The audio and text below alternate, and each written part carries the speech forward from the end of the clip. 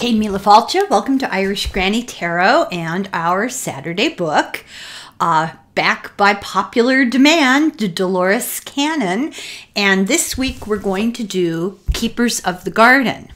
And this book hits on all the high notes. You know, it's about her investigations into past lives and regressions and metaphysical topics and ETs. So it's a really interesting book.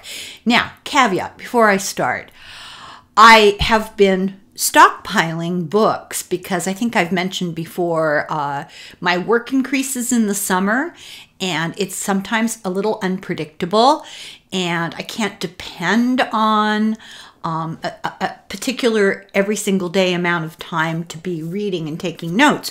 So while I've had downtime, I've been trying to get ahead and I have a little pile of books to choose from during the summer. The problem is some of them, it's been now 2 months since I've read them, or even 3 months since I've read them. And, you know, I'm ashamed to admit, but it's in one ear, out the other. I remember, oh yeah, I read that book and I know I really liked it. And that might be all I remember. So if I seem a little slow sometimes going through my notes here, it's because I'm trying to recall the full story.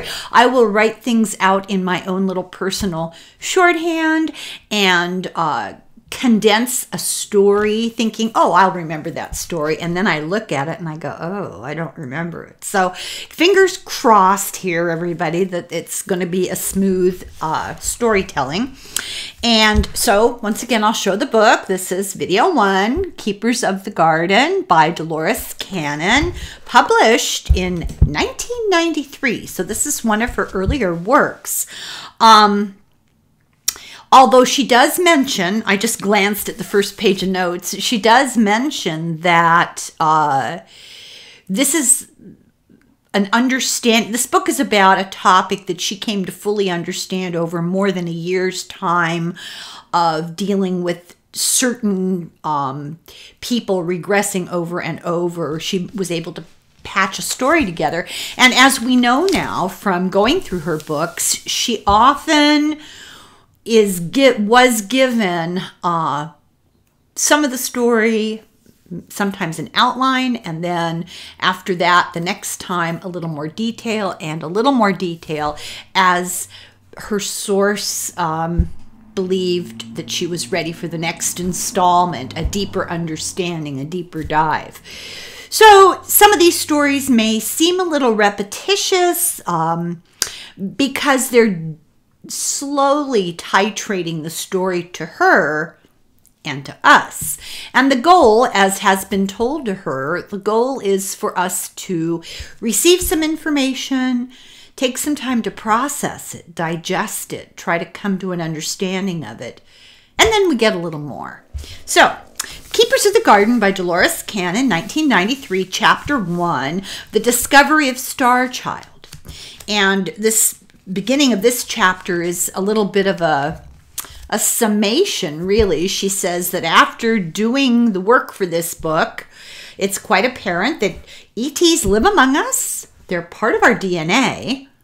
So that, you know, we are, I guess that's another way of saying that we're hybrids, that they also live among us actually physically, that they're everywhere, among everyone throughout time, and on more than one plane, and which she'll talk about here in a second. This was all revealed to her in over a year of work. She was told that plenty of humans have had lives elsewhere, other planets, but that this is deeply buried in our subconscious because we're here for lessons. And as they say over and over, if you have all the answers to the test, you know, what's the point? You don't learn. She said that she herself was preconditioned to be afraid of ETs, and it took a while for her to realize, and this is the really important part, that they're synonymous with our spiritual side. That what we regard as alien beings from another planet there's truth, often truth in that, but it's a much bigger story, much larger story, and that they are involved in our spiritual development. They are just fellow creatures on a journey, and they're on a different level, or they're from a different place, one or the other, or sometimes both. So she had a subject named Phil who plays prominently here.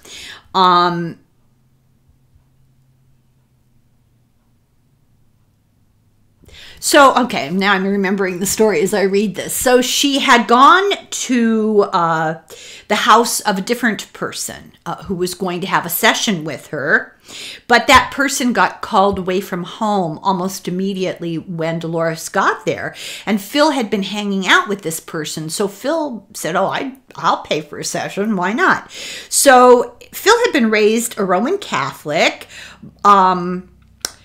but she said, just keep in mind that there is no religion, no organized human, institutionalized, bureaucratic religion that can prepare you any better than any other religion. You can be a fundamentalist, a Catholic, Jewish, Hindu, Buddhist, Baha'i, or an atheist. It's irrelevant in your understanding of all of this stuff. It has no influence, because once you get put under and they dive into your subconscious, all of that becomes irrelevant.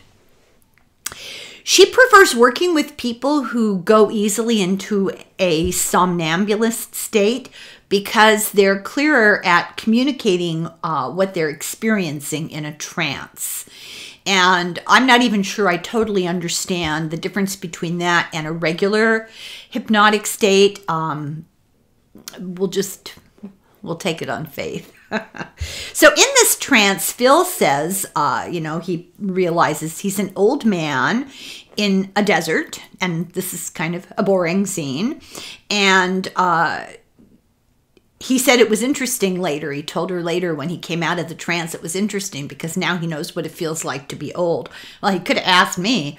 Anyway, he was eager to do it again after the trance. And Cannon was less because he hadn't been a great communicator. He wasn't one of these people who had an easy flow of the narrative. But she agreed because she said mostly she just didn't like to say no to people.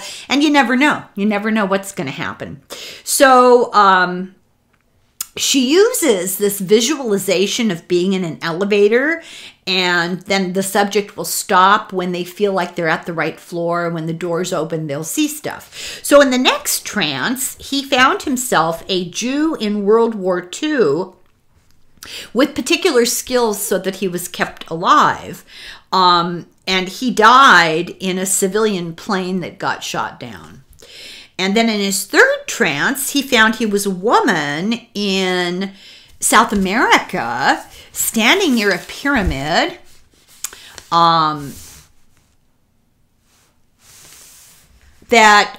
Wait a second, did that wrong. Okay. Standing near a pyramid, and my notes are screwed up. Oh, that these women that she was with, they were assisting what she thought might be a queen or a priestess, and to be stabbed and buried with this noble woman was going to be a big honor. But in this life, he experienced childbirth, and he was killed when the Spaniards invaded their land. Cannon says that she'd often heard stories like this. It sounded very familiar to her.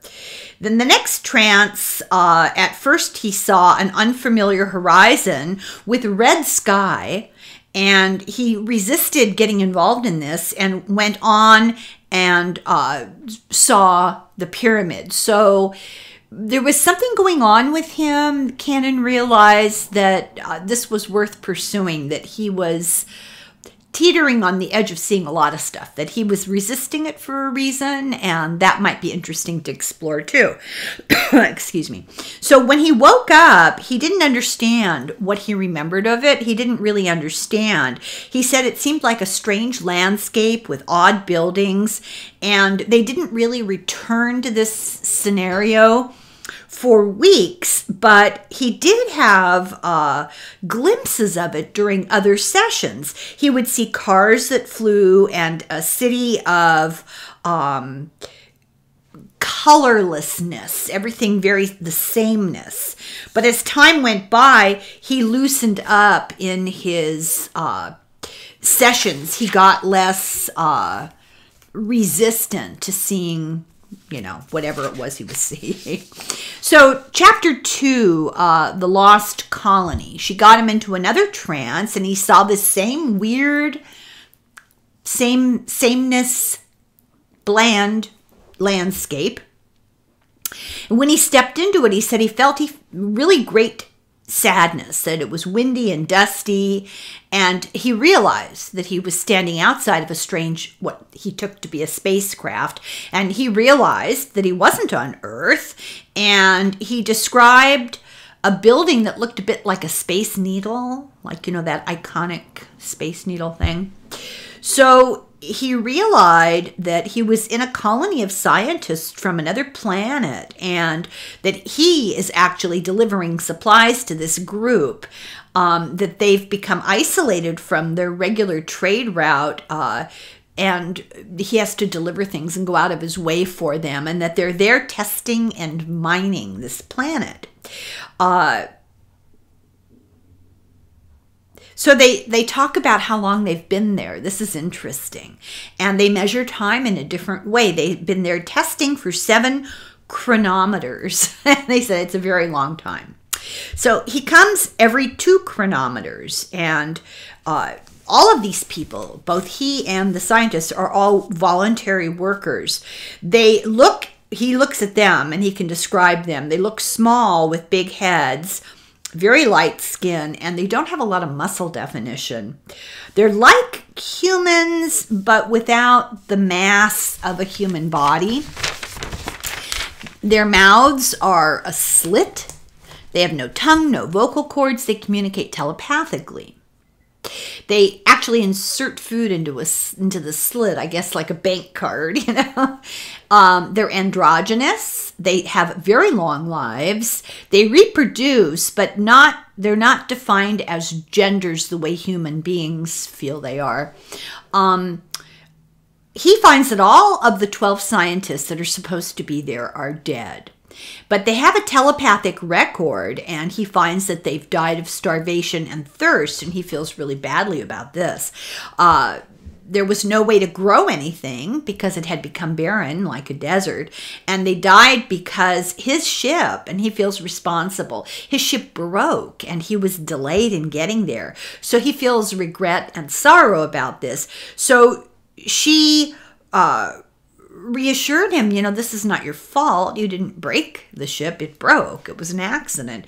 And she was surprised at the level of emotion that you know, as an ET is what he was, because they're not supposed to have emotions, or we've been told or led to believe. And so she was surprised to see that that is not necessarily true, depending. So chapter 3 is called The Spaceship.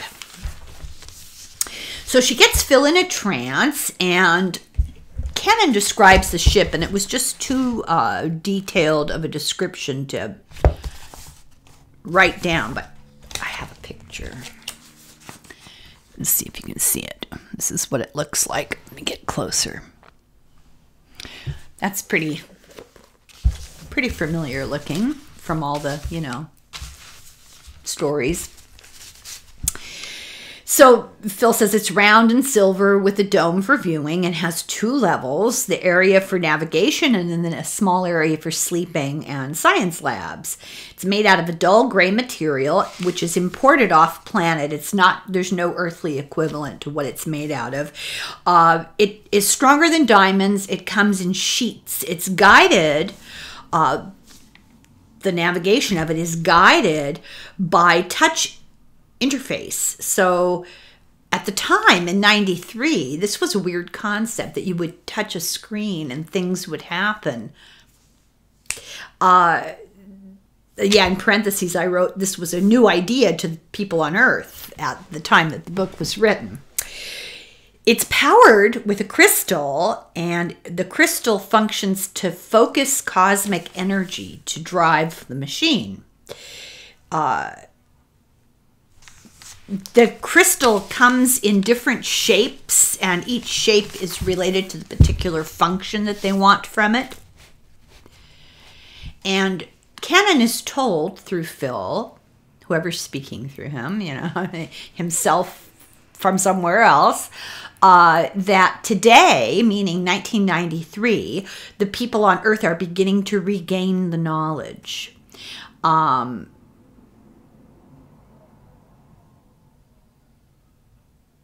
Okay, so he's warned not to touch the screen while it's functioning. It'll interfere. It's not dangerous. It'll just interfere. It's like, when you accidentally hit the screen of your phone and screw up what you're looking at all the time. So the crystals, he tells her, are used to heat, to cook, to travel. And we hear stories from Cannon's sessions all the time about the importance of crystals. Very interesting. But he warns that crystals can be dangerous because that's what happened in Atlantis. They got ahead of themselves there, and it was destroyed by the misuse of a crystal. Crystals on the ship focus power, and the power is, we're told, all around us. So I don't know, plasma physics, anybody? So Phil is a crew member, and his job is to watch the machinery systems. The systems are physical, like on Earth. They have moving parts that can break, and it's rare. It's very rare for them to have any kind of a problem. The central crystals are the controllers, and they do the guidance and the thrust for the ship. The crystal molecules in the body of the ship emit light, and as we know now, there are crystal structures in our DNA that emit light. So, there's no computer processing because they're using crystals to focus energy, kind of going right to the source. They use cosmic energy for anti-gravity, which defeats gravity. And she's told, now this I think is really important because I think many people have the misapprehension that a UFO is like an airplane from outer space. It's a craft, three-dimensional craft, and it comes from a specific cosmic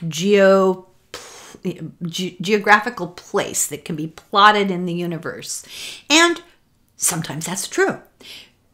But it can also be from another plane of existence, that we're talking about concepts that are really difficult to understand with our little pea brains.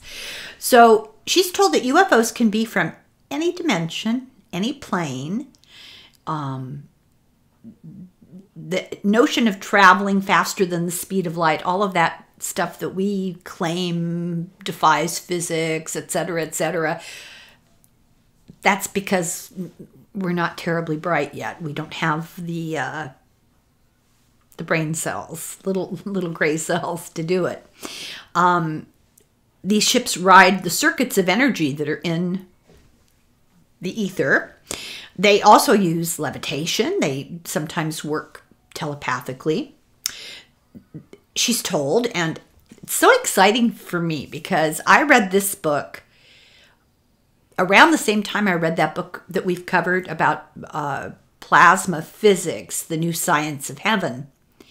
And that book came out recently, and it confirms the stuff that Dolores Cannon was told in 1993. I find that very exciting. We don't know. We can't be 100% sure about anything, but when you get a confirmation like that, it's really interesting. She's told that there are rivers of energy between the stars and the planets, and that they just go with the flow. They hook onto those rivers of energy. And that humans are working towards this now in the early 90s. And for example, there's a train in Japan that is suspended on magnetism. The purpose of the ship is to go down trade routes with supplies and goods, and they really aren't even aware of the Earth at this time, these entities.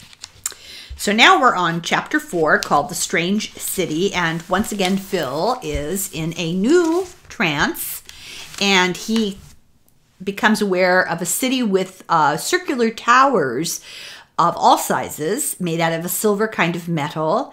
And the metal seems to be part aluminum with other ingredients that don't exist on Earth. So we can't, can't name them.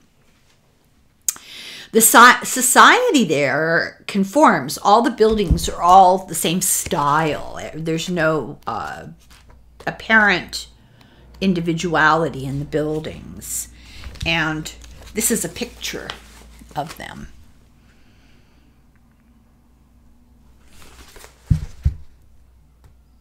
Very strange. It has its own sun. It doesn't have very many hills because the birth of this planet was not as violent as the birth of the planet Earth. I mean, our mountains and hills are from the plates moving and from, mountain building by lava, and they didn't have that at all. They have 2 moons, a green sky. They have water, wind, plants, trees.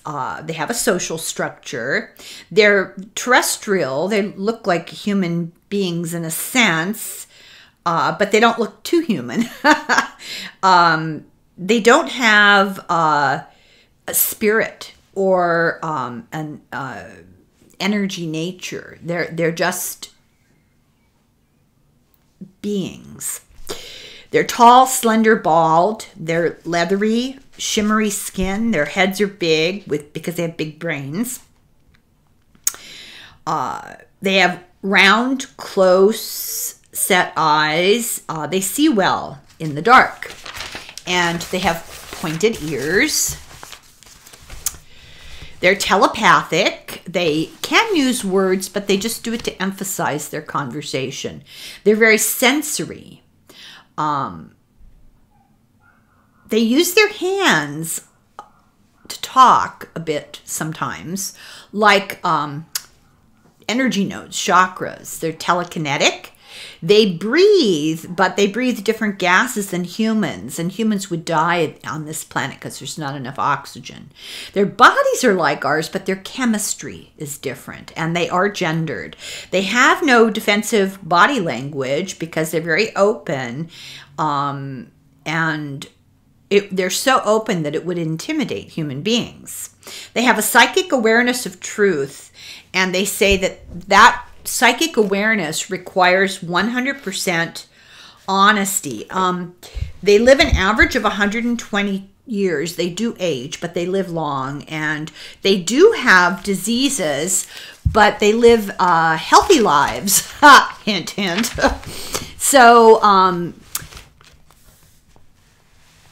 they do use some limited amount of mind healing. When dead, they're burned to return their soul, and they don't embalm. They cremate.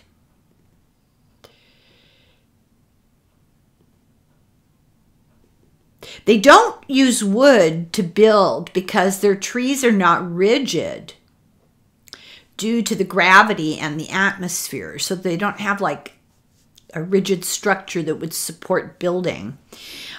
They have lots of food plants. They are vegetarian. And she asks, well, describe their furniture. And the answer is, it's not suitable to discuss. So I don't know. I'll leave that to your imagination. It's so strange. And, Dolores Cannon thought it was pretty odd too. Chapter 5, Social Structure of the Alien Planet. They don't have a government because they're self-regulating. Their laws are unspoken. They're known to each individual. They're unspoken. They have a sense of a global community, not separate countries. They have councils that set the policy. The councils are picked by a vote that guides society for a common goal. They don't have politics. They're very harmonious. They do everything by popular consensus because it's for the betterment of all. They don't fight.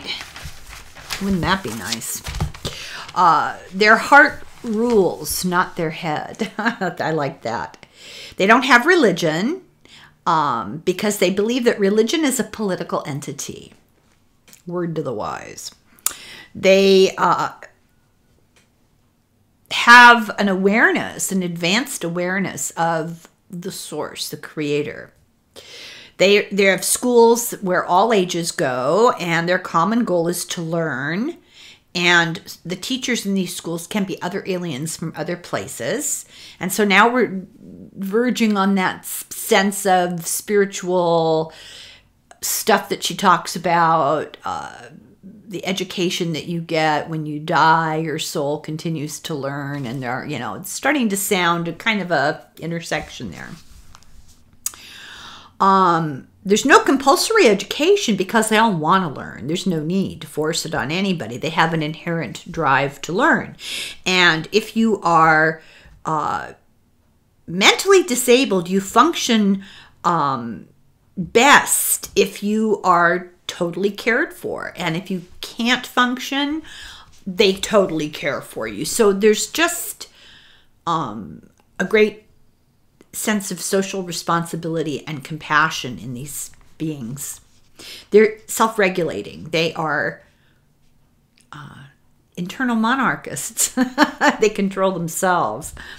They don't have cops. They don't have military. If you become, let's see, if you get sick, if you become ill, you're cared for with love until you heal. And it's kind of like medicine. They use emotions. They've evolved beyond intentional, harmful,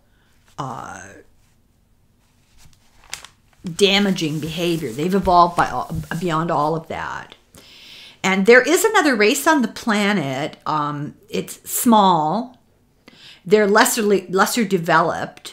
And they were the indigenous inhabitants of this planet, but they are, it's not about like, we would regard Western civilization as so industrialized and advanced, and we come to the Amazon and we find people living in a very ancient way, and we're more developed than they are. They're not talking about that. They're talking about spiritual knowledge, spiritual evolution. And, they are loved and cared for. They were integrated into the uplifting of the planetary consciousness. They served that purpose. They have a function, a helping function. It's part of their sort of spiritual destiny to be helpers, but they're not abused or mistreated. It's all done in harmony and acceptance. They're somewhat bestial, but they're treated well. So we're talking about a lesser developed group of beings, and rather than enslave them and beat them and take advantage of them and experiment on them and mistreat them, they found a way to live in harmony to their advantage because they get the opportunity to evolve, learning what they're supposed to be learning. They have no weapons except to protect against these giant reptiles that live in the woods. Okay, I'm out. No thank you. Who will defend their nests if you get too close. They use stuns of electricity to repulse them, not to kill them, but to repel them. They have many wild animals in uninhabited, unexplored areas. They do keep pets like horses and monkeys. It's really interesting. They have air, road, and water vehicles. They use crystals and magnetism and energy paths. You can go off the energy paths. It's like you travel along these energy paths that provide you the movement, but you can go off of them with stored energy. They don't use non-renewable fuels. Their energy is abundant that they have. It's non-polluting, and it will be given to us for energy and time if we can get our act together. They have less dramatic seasons than Earth does. They have a huge orbit around the sun. They have, they don't have really noticeably changing seasons. They have no axis tilt, so they don't have those noticeably changing seasons, but they have different climates at different areas. And if you want to go to a different weather zone, climate zone, you just have to go there. You don't have to wait for spring, that kind of thing. They have no rain because they have a sixth of our gravity. It's more like they get their moisture from something more like fog. And they have no day or night. So chapter 6, the energy director. Commerce between planets happens. They have a whole system set up. They export, for example, they have a mining trade, and then they export plants, trees, fruits, nuts, that kind of thing. They import medical supplies, knowledge about how to improve their lives. They have a barter system, and this is in general. They have a barter system. There's no cheating because this particular planet that he's remembering is in this system, this larger system of trade, and they don't have to worry about cheating because they're on a different spiritual level. It's just not, what's the point?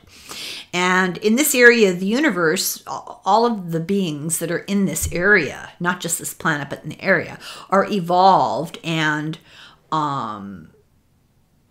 there's just no crime. They're above deception. There's no time travel because time doesn't exist, Dolores Cannon is told. It's a concept, not a thing.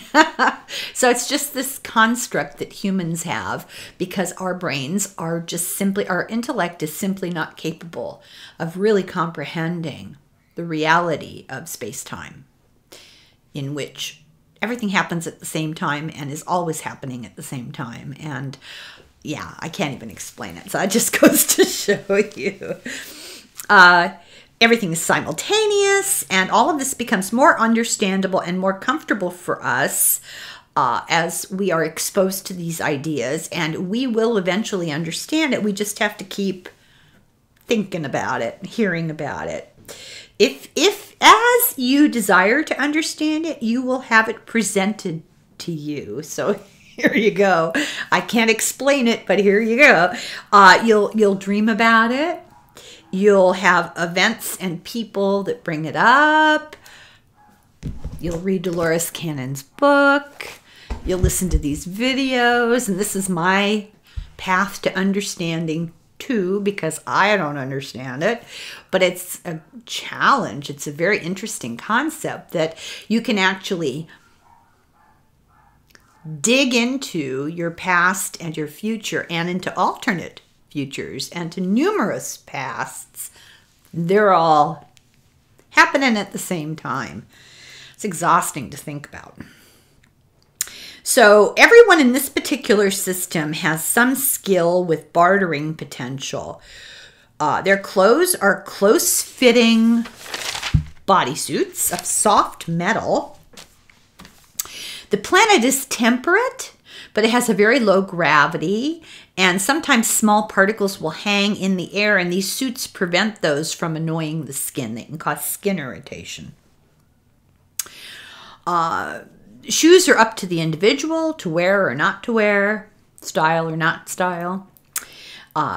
They don't have personal names, but they use phrases for each other that denote achievements. So your assignment is to figure out what your personal phrase would be.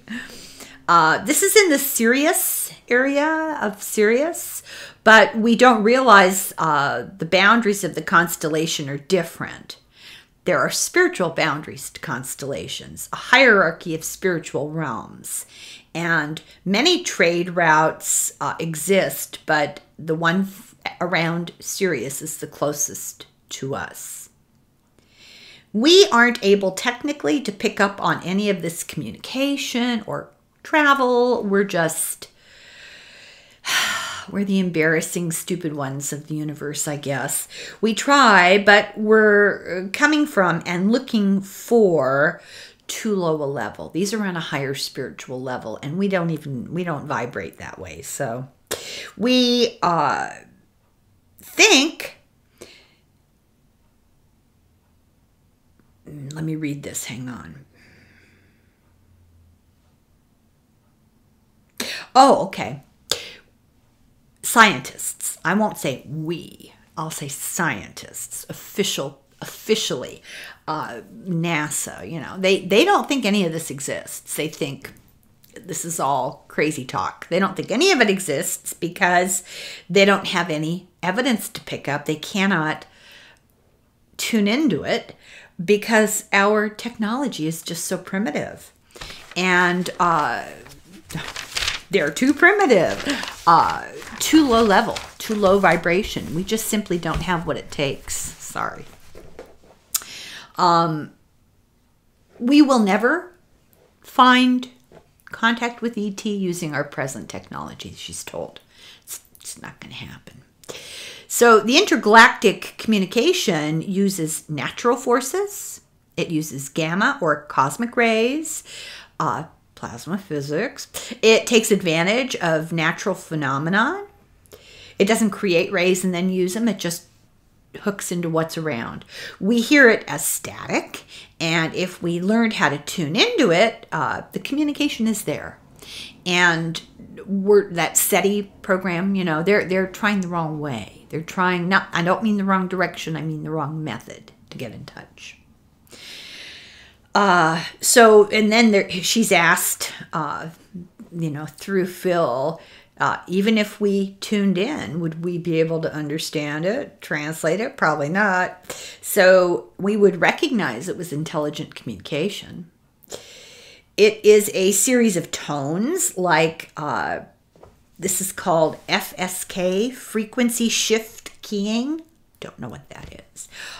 This is modulating tones. There's no equivalent now to do this for us, but it's kind of like musical chords and the music of the spheres, So let me see here. There's a reference. Oh, I'm going to read you this because I thought this was important enough to make a point of it. Massive effort. This is an article that Dolores came across in a newspaper, and this is 1993. Massive effort being planned to scan for life in outer space. The most ambitious and sophisticated effort ever is being planned to scan the heavens for signals from outer space, but one expert doubts that humans will be smart enough to understand the messages even if they hear them. The project, quote, when finished, will search for alien signals through the end of the century, Jill Tarter of the University of California, Berkeley, said at the annual meeting of the American Association for the Advancement of Science. Quote, these are the first initial steps of what will be a grand exploration of the microwave system, looking for evidence of an artificially generated signal. Our civilization, for the very first time, can contemplate undertaking, out of pure curiosity, a search that may not bear fruitful results for many generations, she said. Tarter said the extraterrestrial search is in the third year of a 5-year research and development program. The program, financed by the National Aeronautics and Space Administration, sometimes known as NASA, will eavesdrop on microwave radiation that reaches Earth from space. Machines and computers will listen for microwave patterns that nature never produces, but that humans, with their crude technology, often do. The program will break the microwave spectrum into 10 million or 100 million channels and search them systematically. And this article actually appeared May 29th, 1986. So, how long ago was that? Almost, but not quite. 40 years ago? Yeah.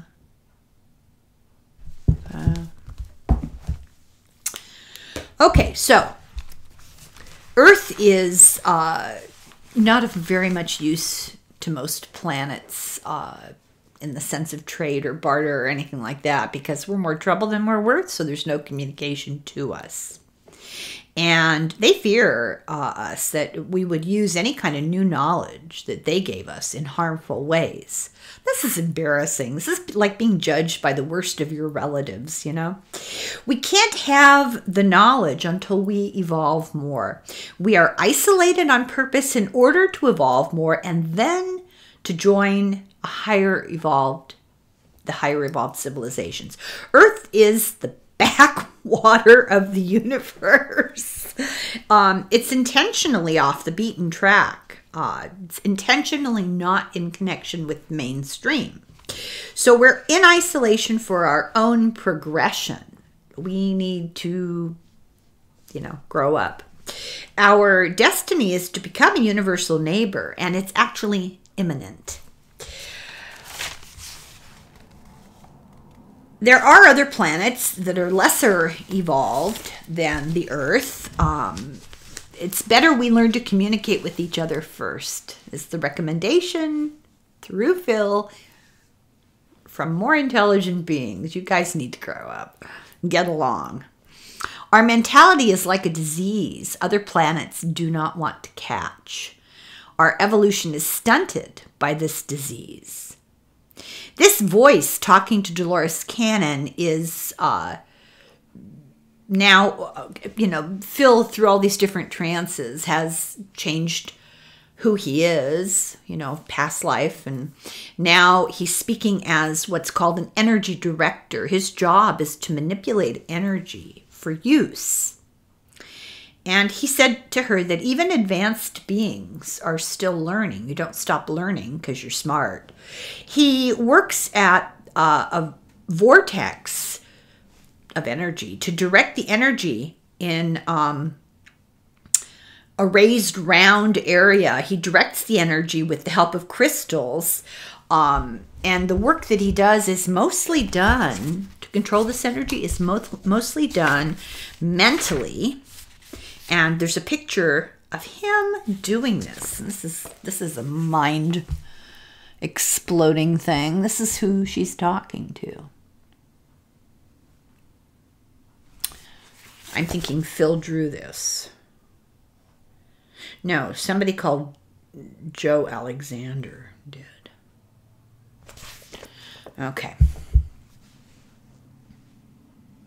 He works on a demand basis when he's needed. He can't work all the time because this work is draining of bodily energy and his body would deteriorate. It doesn't require schooling or training. It requires a very high moral character. So I could make a list of people that are certainly not going to ever have this job. Good character has to be nurtured by family interactions. Good character is necessary for your growth. There's a never-ending supply of energy in nature, and we don't need to store it. You also don't need to pay for it. So his life is shortened by his work, but this is a volunteer thing that he's offered to do. This all has the ring of truth because Cannon says all the stories have the ring of truth because they're so mundane. These people are not important people. It's not exciting. They're not huge heroes. They're not big leaders. They have these jobs. And she said it's not like, tuning into a sensational science fiction show. This is not an episode of Star Trek. This is what the reality is like. She believes this is true. Chapter 7, the fourth dimensional city. So Phil talks in a different trance about another dimension. He sees spires of a city, and he sees himself walking on a street, and he encounters a bald guy in a tight one-piece suit, and he can tell that they know each other, and he realizes he's dressed in the same way. He says, I live in the country and I go to the city to work. I work in a chamber that's for the dispensation of justice. There's benches, a podium. It's like a council chamber, and there are a lot of assistants around. He says, I'm an advocate. I settle arguments like a mediator, and I try to reach a common agreement, get people to reach a common agreement.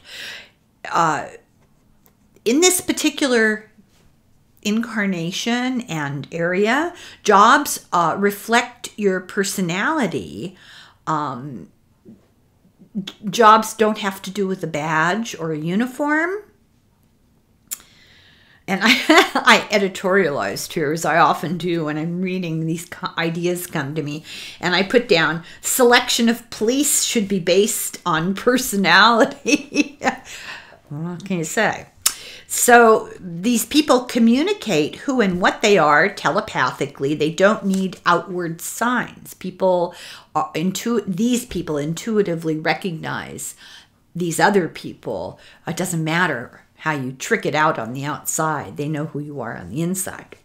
The people are accepting of his viewpoint and knowledge, and they know he's advanced in wisdom, and they accept his solutions. So, for example, there was a dispute over the rights to a discovered planet. The descendants, and I can't read my writing. Oh, the relatives of the people who found this planet